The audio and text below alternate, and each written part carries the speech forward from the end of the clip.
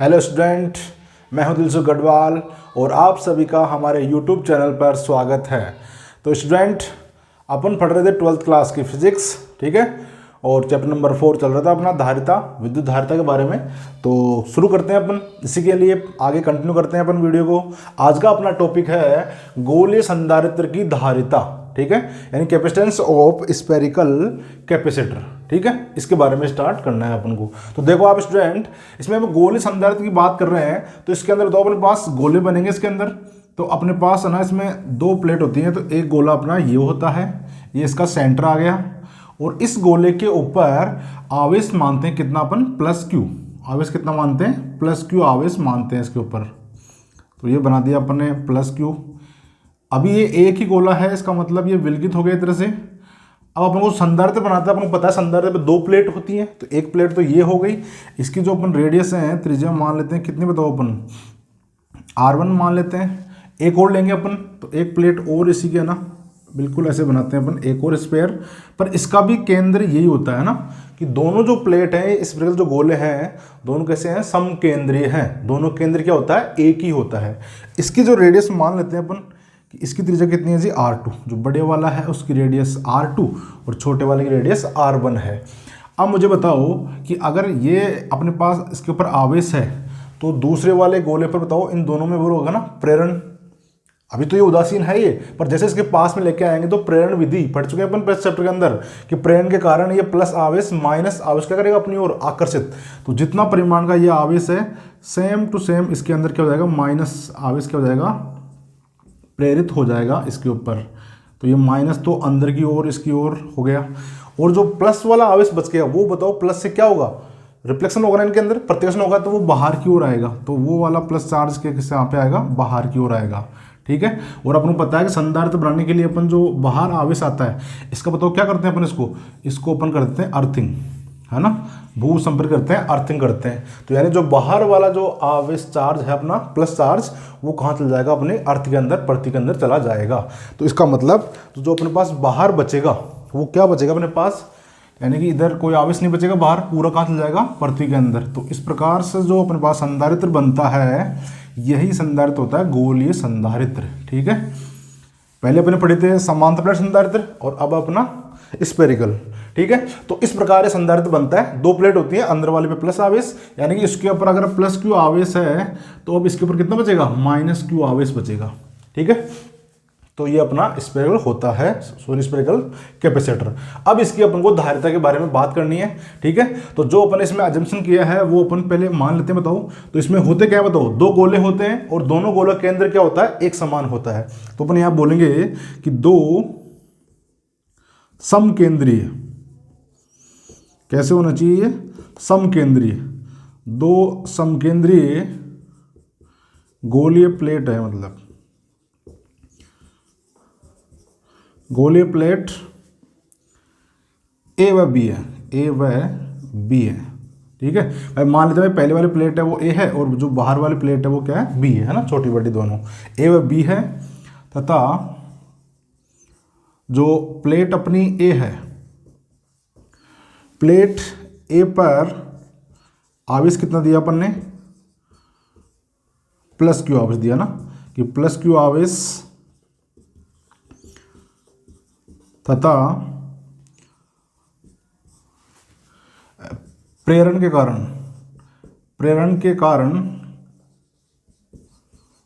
जो अपनी plate B है, प्लेट बी पर, जो प्लेट बी है अपनी,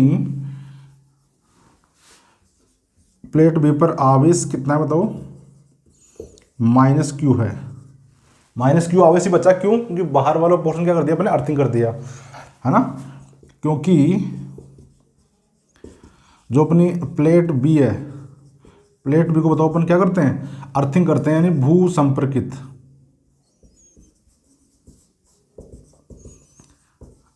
किया जाता है। इसको अपन भूसंपर कर रहे हैं, इसलिए इसका जो बाहर वाला जो प्लस आवेश होगा वो कहाँ चल जाएगा, अंदर चल जाएगा। तो ये इस प्रकार अपने पास क्या है, संधारित्र है एक, है ना। अब इसकी धारिता के बारे में बात करनी है, तो सेम टू सेम उसी की तरह ही पहले अपन क्या निकालेंगे, विभव का मान निकालेंगे, और विभव का मान निकालने के बाद में अपन धारिता निकाल लेंगे। तो विभव का मान निकालने के लिए तो अपने पास दो गोले हैं, एक छोटे वाला और एक बड़े वाला, है ना।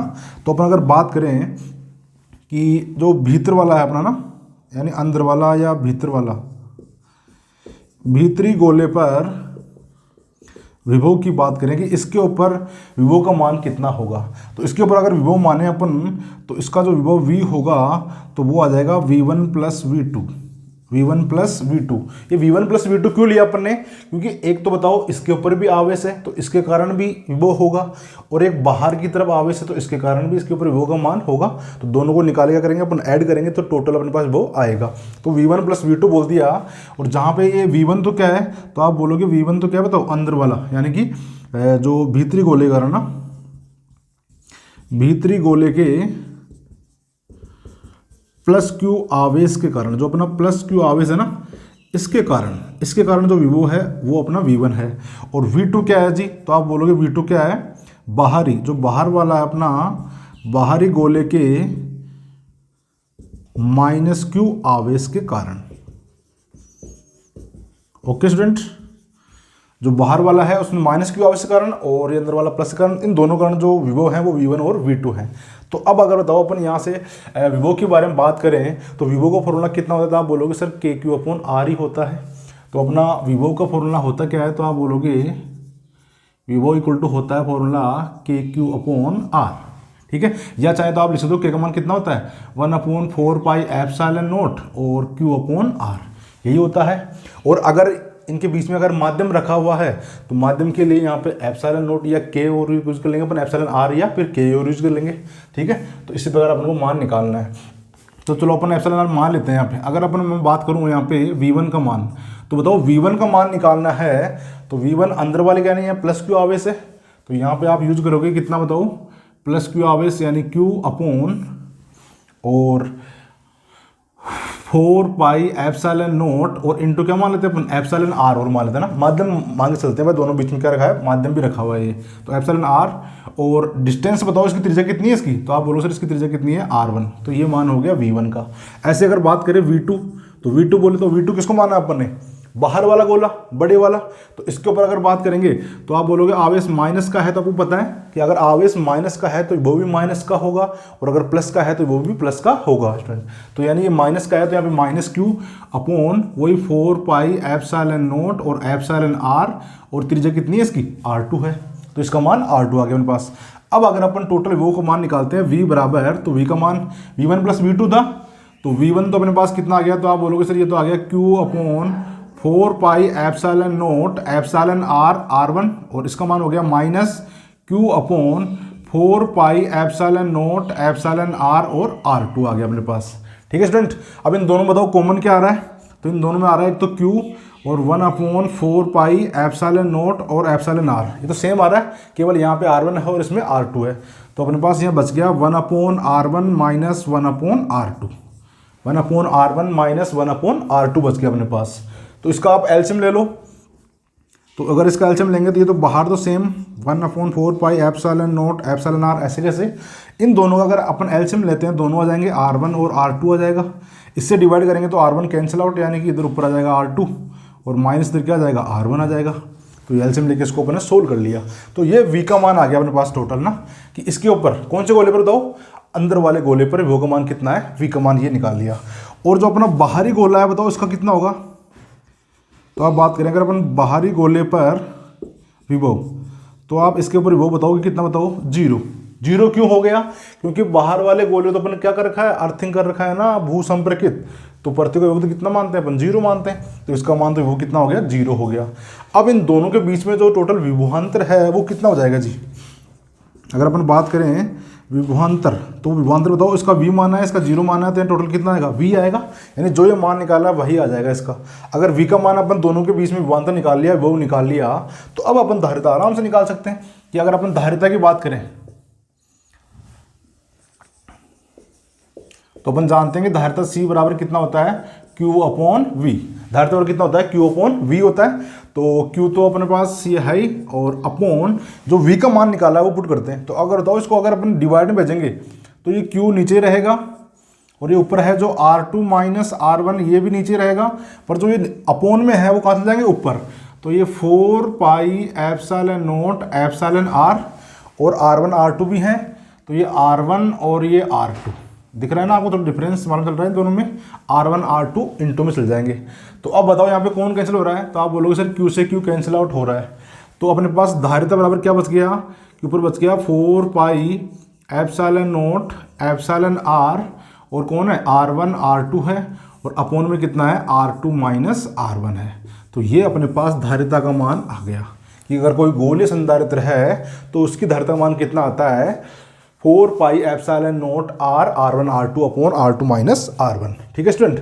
अब अगर बात करें कि इनमें अपन ने बताओ यहाँ पे माध्यम लेके चले, अगर माध्यम नहीं है, निर्वात मान लो या वायु के लिए बात कर लें अपन यहाँ पे, कि अगर यहाँ पे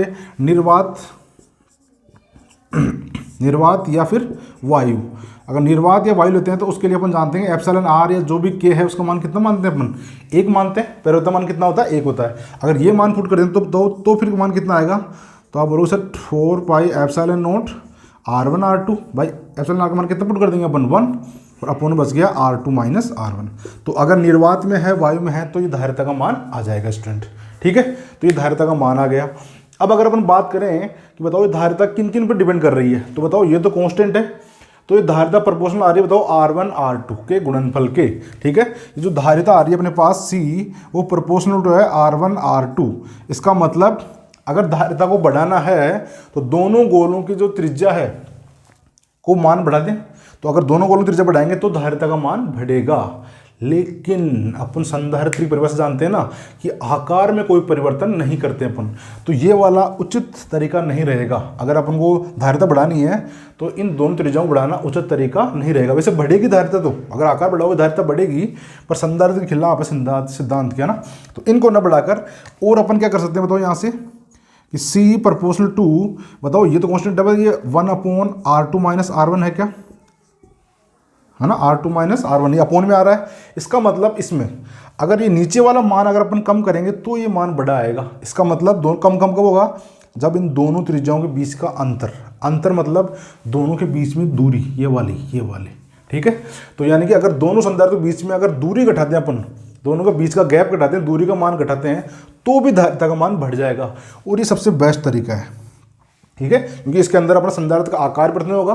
भाई इनमें अपन डिस्टेंस चेंज कर रहे हैं, बाकी जो टोटल उसका आकार है वो तो सेम ही रहेगा। तो इसलिए अगर इन दोनों की त्रिज्याओं का अंतर अपन घटा के इसका धारिता का मान बढ़ा सकते हैं। ठीक है, तो ये अपन गोलीय संधारित्र की बात हुई स्टूडेंट। सवाल भी कर लें इसके ऊपर, एक सवाल भी देख लेते हैं इसके ऊपर ना।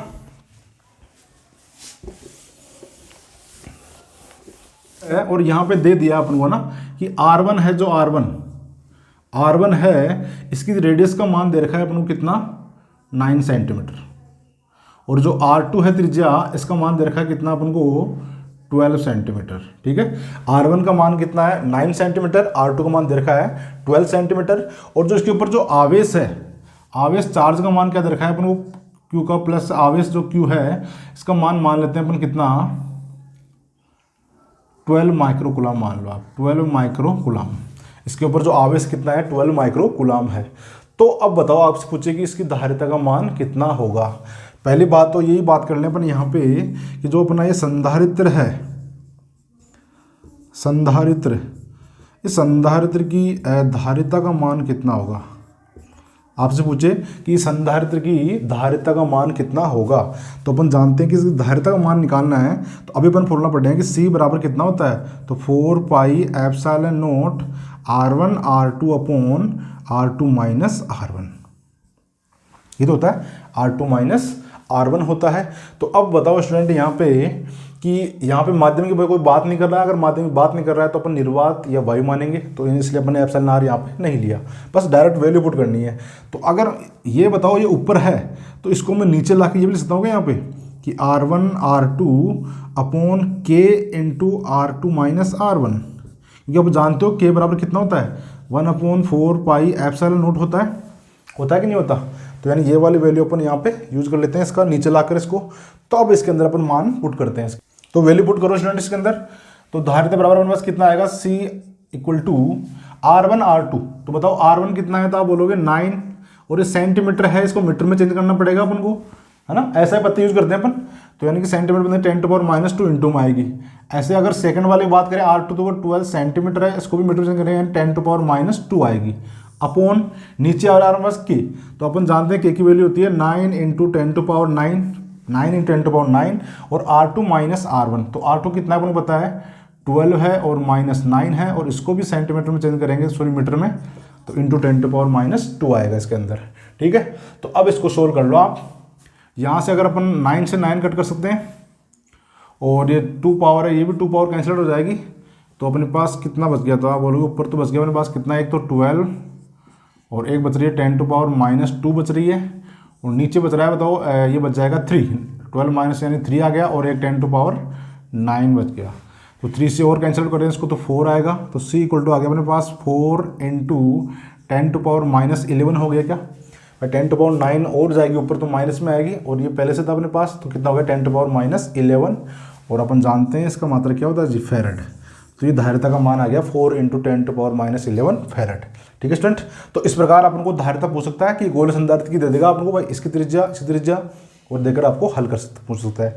ऐसे अगर आपसे पूछ ले पहले कि जो अंदर वाला है, सेकंड सवाल लिख रहा हूँ मैं इसी में, है ना, कि जो अंदर वाला है या भीतर है वाला है, जो ना, जो भीतरी गोले पर विभव कितना है जी, जो अंदर वाला गोला है इसके ऊपर वोल्टेज का मान कितना है। तो अपन इसका भी फॉर्मूला अभी पढ़े थे, बताओ कितना आया था अपने पास, पढ़ा तो नहीं पढ़ा था अपने, सवाल सोल्व करते अभी कि बस ये आता है अपने पास Q, या फिर इसे मान लो आप KQ अपॉन, ऊपर आया था अपने पास R2 माइनस R1 आया था, और नीचे आया था R1 R2, यही तो आया था KQ अपॉन R1 R2 और R2 माइनस R1। जैसे इसका उल्टा था ना भाई, ये नीचे आ गया था उसमें ऊपर हो गया था, तो यानी कि पहले ही इधर था अपने पास। तो यहाँ पे अगर मान लिखना चाहें तो K का मान तो कितना है बताओ, तो वही 9 × 10⁻9 है, और R2 माइनस R1 तो वही कितना 12 माइनस 9 और इंटू कितना 10⁻², भाई मीटर को चेंज करेंगे सेंटीमीटर में।